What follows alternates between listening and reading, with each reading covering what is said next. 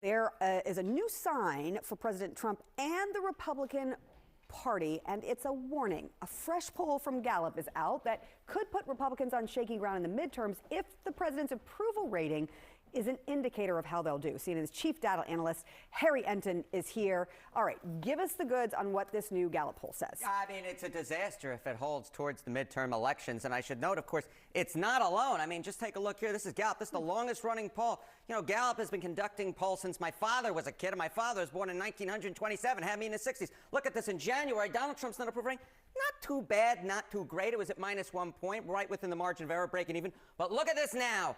Negative 24 points, way down. We're talking about a drop of over 20 points in the wrong direction for the President of the United States. Minus 24 points, that's a 23-point move in the incorrect direction if you're the president. And of course, what's so important here, Sarah Seidner, is it matches the trend that we've seen with other polls. That is Donald Trump hitting his low for the second term. I was doing the count last night. I think we're up to 10 polls in sort of the last 40 days, 10 different pollsters who have said that Trump is at the lowest point he is in his second term. So how does this compare to other presidents in their second term at this point in time? Yeah, okay. So, you know, this is one of these great examples where I kind of run out of room on the slide. You so sure did. Yeah, I run out of room on the slide. So I just put up the Republican presidents. But look, the only one who's worse for me, either among Republicans or Democrats at this point in his second term, is Richard Nixon. And of course, Richard Nixon had to wave adios amigos goodbye less than a year after this poll was taken. He was at minus 36 points. Trump at minus 24 points.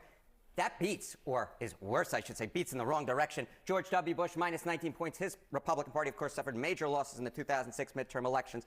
Dwight Eisenhower, plus 31 points. Donald Trump has never smelt that at all. I had to go into the archives to dig up that photo. And Ronald Reagan at plus 41 points. But again, it also is worse than Harry S. Truman. It's worse than Lyndon Baines Johnson. It's worse than Barack Obama. It's worse than Bill Clinton. Anywhere you look, this is the second worst for a president of either party at this point in their second term, dating all the way back since the 1940s. Wow. All right. Look, what does this mean for the midterms? Because are you seeing a trend that it's linked to how people feel about the president? Yeah, okay. So, you know, we always say, hey, look, you know, we still got 11 months until the midterm elections. Right. That's forever in politics. So I decided to go back and look at this point in the second term. What happened? What was the trend line heading into the midterm elections? Were there any presidents who saw their net approval ratings rise by more than 5 points? Well, guess what, Sarah Sider? You go all the way back since Harry S. Truman. 0 out of 8 times did the president's net approval rating rise by over 5 points. And of course, Donald Trump, right now in Gallup, minus 24 points. He's in the minus teens according to the average. If he does not see a rise of more than 5 points, see you later, that Republican majority. It has never happened. Of course, we live in such a weird time in politics. Who knows? We live in a weird time, but he's going to have to break history, Sarah Seidner. All right, we will have to see, Mr. Harry Enten. We will see. The latest Gallup poll numbers are in, and they do not bode well for President Trump. The president's job approval rating has fallen to 36%, the lowest of his second term. Meanwhile, his disapproval rating rose to 60%. For comparison, Trump's all-time low was 34% at the end of his first term, following the January 6th attack on the Capitol.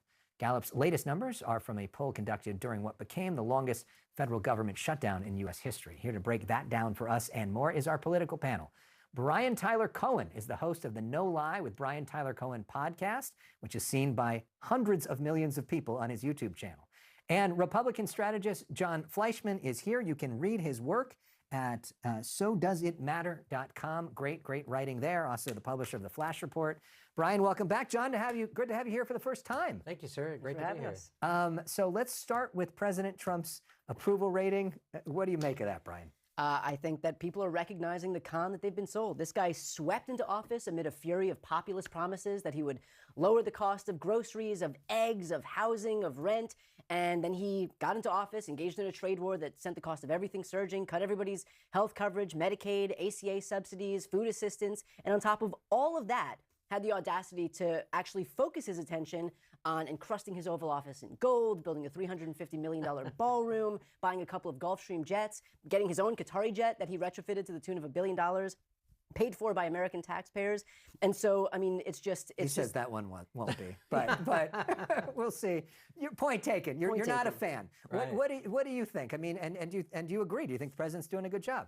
Well, I guess the short answer is I think the president's doing an infinitely better job than Harris would have done not surprising from your conservative panelist.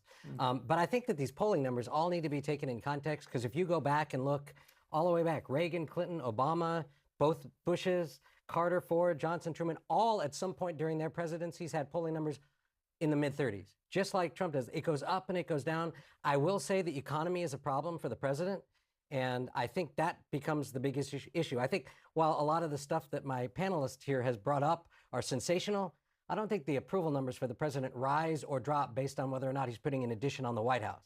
But when people's prices, when they're buying groceries, when people are buying gas and those prices go up, that's a problem. And when the president decided to go out and start, he definitely said, we're going to end the Biden economy and we're starting the Trump economy. And he imposed all of these tariffs, taxes, right?